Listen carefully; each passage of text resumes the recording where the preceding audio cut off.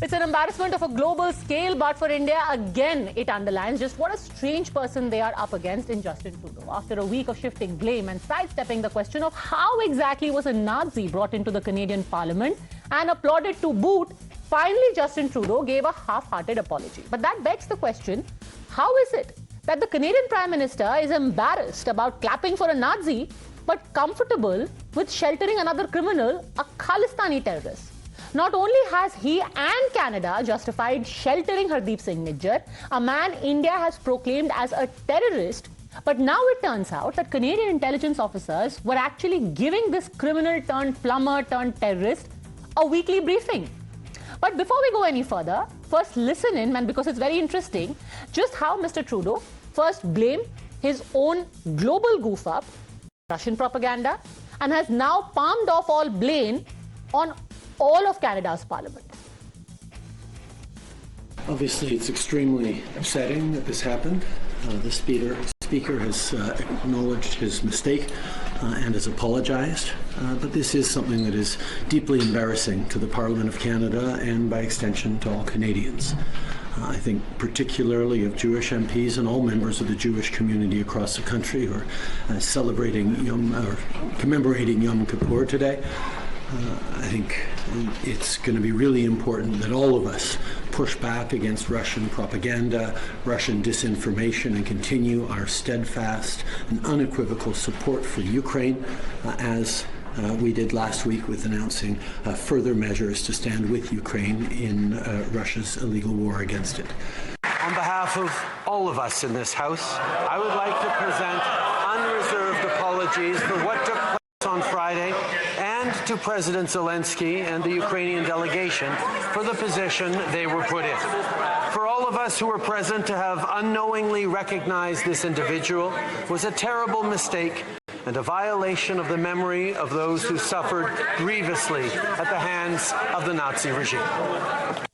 But for what it's worth, at least an apology came for platforming a Nazi, however half-hearted it was. Now let's get you the second part. When it comes to Khalistanis, it seems they are not only a welcome guest for the Trudeau government, but almost behaving like their boss. What else explains a man like Hardeep Nijjar being given a briefing by Canadian Security Intelligence Service officers once or twice a week? In fact, a report in the Vancouver Sun has spoken to Nijjar's 21-year-old son Balraj, who says that it was commonplace for Canadian intelligence officers to meet Nijjar, and the last such meeting was held 1 or 2 days before he was killed on the 18th of June. Another meeting was scheduled for 2 days after his death.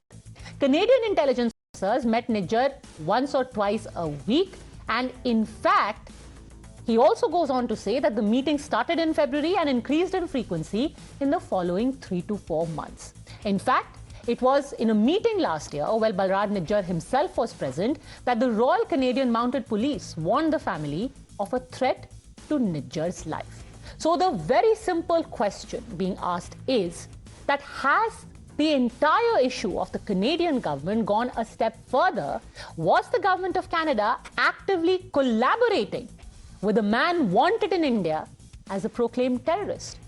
Let's take that across to Sushant Sareen, Senior Fellow at the Observer Research Foundation. Also joining us is Mr. Julian Ovens, former advisor to the Trudeau government, Cash Heat, former Minister of Public Safety and Solicitor General of British Columbia, and Edward Goldenberg, former Senior Policy Advisor and Chief of Staff to the Canadian Prime Minister. I want to start with you, Mr. Ovens. Exactly what do you make of this claim by Hardeep Nijjar's son that Canadian intelligence officers were briefing him not once, but once or twice a week? In what capacity was he getting this briefing? Thanks for having me on. I think that it's important to understand that the Canadian security agencies and the Royal Canadian Mounted Police have a duty to inform people in Canada when they are subject to specific threats. And I think that's what this was all about. These are not detailed briefings beyond that. The types of information they would get into would not be anything that's classified. But if they do have credible information from their own sources and from allied sources that somebody is under physical threat, their duty to inform them of that, and even sometimes to provide protection or advice. But that information was given last year itself. What was being done twice a week? Look, I think that there have been a number of new pieces of intelligence that have come up in the last weeks and months, and it must have been something that alerted authorities that something was was imminent. And you could imagine the counterfactual, right? If Canadian authorities knew about a threat and didn't inform somebody, and something happened to them, they would be held responsible for that. But doesn't it then follow that after briefing him once or twice every week since last year, telling him about a threat to his life, he still gets killed? Isn't that then a worse reflection on Canadian intelligence and the Royal Canadian Mounted Police? That you knew the guy is in danger, you were meeting him twice a week, and yet he got killed. Yeah, I don't have specific information on how frequently he was contacted or briefed. Canada's a very big country, and our citizens are used to being able to roam freely and live their lives. And certainly the decisions that are made by an individual about whether to leave their homes or to go to certain events are their own decisions. So I think authorities, I assume, had some information about a threat and communicated that. But at the end of the day, it's an individual's choice about the risks they take in their daily lives. Sushant Sareen, how do you respond to this argument? This is a matter of process. A Canadian citizen is in danger. Intelligence officers were speaking to him. Yeah, I can understand intelligence officers, and there have been other people who have been informed that their lives have been in danger. And I'm not talking about the Canada in particular, but in United States, in France, and others countries where, and I know of Pakistani dissidents who have been targeted by the ISI, who have been informed. But I haven't heard of anybody being informed every week, twice a week, oftentimes. And that also for months altogether. Now, either there was streams of information which were coming, and if there was so much information which was coming, which was then being communicated to this terrorist who was under the protection of the ISIS, apparently, then what prevented the intelligence officers from communicating that same information or intelligence to the local police and getting to the bottom of the people who ultimately were responsible for murdering this guy? So clearly, Padmaja, this case is getting curiouser and curiouser. And I now wonder whether Niger was an asset of the CSIS. It seems like that. And maybe that was the reason he was bumped off. Because we know that similar cases have happened with other Khalistanis whose loyalties have been doubted by others, and then they've been bumped off. Now, I also wonder whether he was being briefed about the threat to him by the CSIS, or he was being debriefed by the CSIS on what exactly happened, or what was happening, or what he was up to. So I think there are a lot of questions to be asked of the Canadians also. Because they are asking a lot of questions of other people. So exactly, I think but because then this is even more bizarre. If he indeed was a Canadian intelligence asset and was bumped off, as you're saying, by them, then to blame India for it. No, Padmaja, I'm only speculating. I can't say with any degree of certainty, but with the kind of facts which are now coming out, it seems that the Canadians have not exactly been forthcoming with any kind of evidence or any kind of information, if at all they have any, which is worthwhile. But and I have to say that all of us are here forced to speculate because we haven't been shown any evidence at all. And that is really the reason why everyone from Canada to India is left to speculate. And Sushant, the interesting thing also is that the same story that talks about the threat to Niger's life also quotes his lawyer and friend, Gurpatwan Singh Pannu saying that Nijjar had asked Canadian authorities whether he should wear a bulletproof vest in the weeks before he was gunned down. Nijjar asked about the vest in April or May, and the agency said, we cannot provide you one. So they said, basically, somebody is going to kill you. We will meet you every week and tell you that you're going to be killed. He said, can you give me a vest? They said, sorry, we will not give you a bulletproof vest. Yeah, so that I can understand. Maybe they didn't have any to share with him. But I'm not going to go down that particular thing. But look, I think why this becomes important is also because of the statement which the Ministry of External Affairs had issued, Padmaja, where the Ministry of External Affairs had clearly pointed out that Canadian diplomats had said that there are many Canadian diplomats who are engaged in activity which is not in keeping with their diplomatic status, or something to that effect. I paraphrase. But that has been said, and clearly there has been growing disquiet in India over the activity of these guys, and serious questions have been asked in India as to this climate of permissiveness to people, who the Canadians themselves have put on a no-flying list. Now, I don't know how many plumbers in Canada are being put on the no-fly list, but clearly there has to be something wrong with somebody if you're putting a plumber on a no-fly list. And if the Canadian intelligence, along with the formidable, as part of the formidable Five Eyes, intelligence network, surely they would have a lot more on what was being communicated by these Khalistani gangs, what they were up to, what their activities were, what kind of money laundering and narcotics networks they were running. How come none of that has come out? How come these guys have been given pretty much a free run where they are? Mr. Kashid, so I think there are serious questions which are being asked. Kashid, serious questions, and you, being a Canadian, are also one of the people who is asking some of those questions to Justin Trudeau. More importantly, you've been the Solicitor General from British Columbia. This was the playground, as it were, for the likes of Hardeep Nijjar. Do you think that his activities and the activities of the organization that he belonged to were ignored and abetted for political reasons?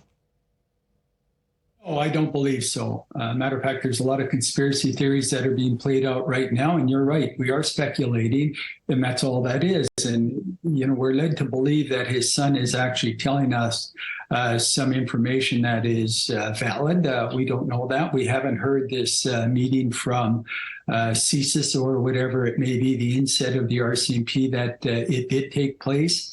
Now, having been in charge of various units where we've had to notify people if they're under threat, there is protocols that we follow.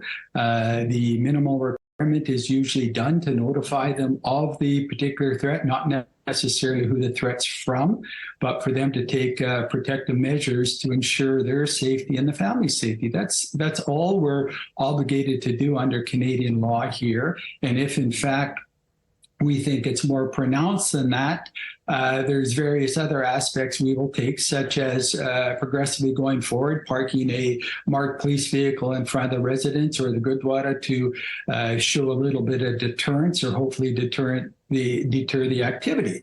The questions that arise from this are the result of what I believe the Prime Minister prematurely coming out and talking about this. You got to remember, when we're talking about intelligence, there's intelligence that comes into police agencies throughout the world daily with respect to certain things. You need to corroborate that intelligence before you come out and say it is conclusive, or in fact, it's going to be part of an investigation. The people on the ground, the RCMP officers that are investigating this crime, this murder, are doing what they're required to do, and they'll continue to do what they're required to do. What we need to ensure is that we don't have any interference, whether it's from our CSIS, the Canadian Intelligence Agency, or in fact from the political wing, regardless of what level. And that is the important aspect of ensuring we have a thorough, complete, and conclusive investigation that leads to whatever the evidence may be to hold people accountable for this crime. And if it leads to a larger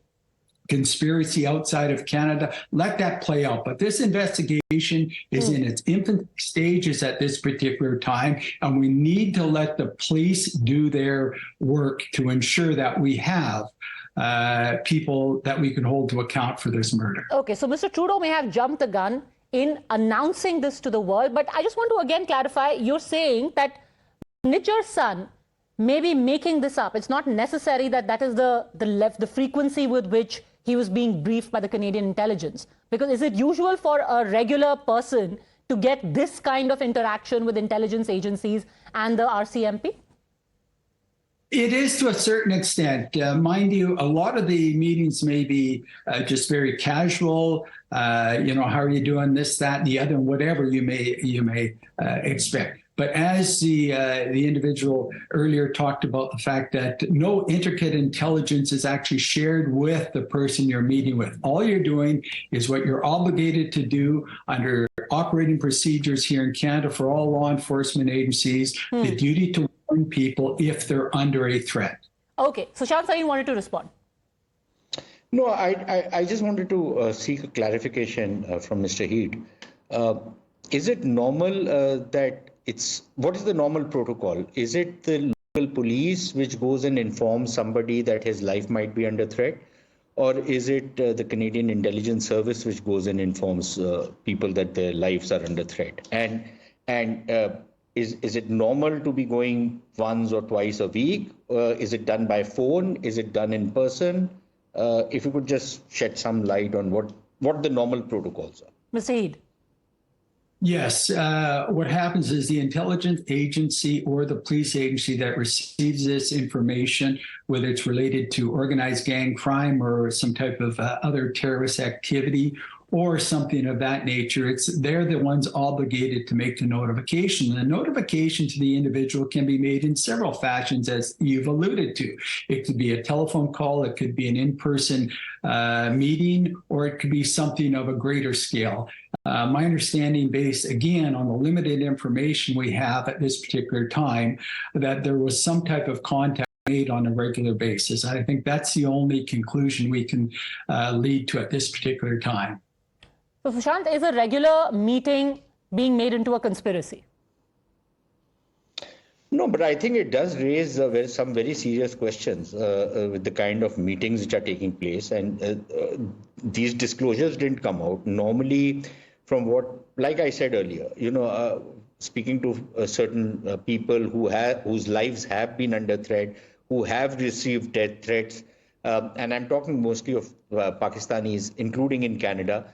There's been once or twice they've been communicated that, they need to be careful. They've been called to the local police office and been informed of what kind of precautions they need to take. And that is it. Beyond that, this kind of interaction is something, it makes you feel that this guy was something special. Well, what was so special about him? Let me also ask Mr. Goldenberg. Mr. Goldenberg, do you think he would get this kind of treatment unless there is political patronage?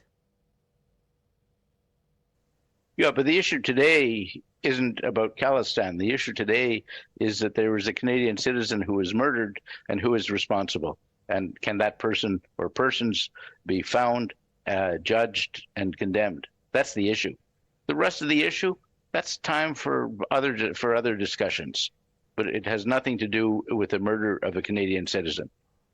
Well, absolutely. One would have wanted for the entire investigation to be carried out, when those answers to be forthcoming. However, when allegations are made about the involvement of India, it's natural that the Indians will be asking these questions as well. For the time being, though, thanks very much, gentlemen, for joining me. Remember, it's been 11 days now and counting that Mr. Trudeau accused Indian agents for being involved in the murder of Hardeep Singh Nijjar. 11 days on, we have no evidence. Thanks for watching.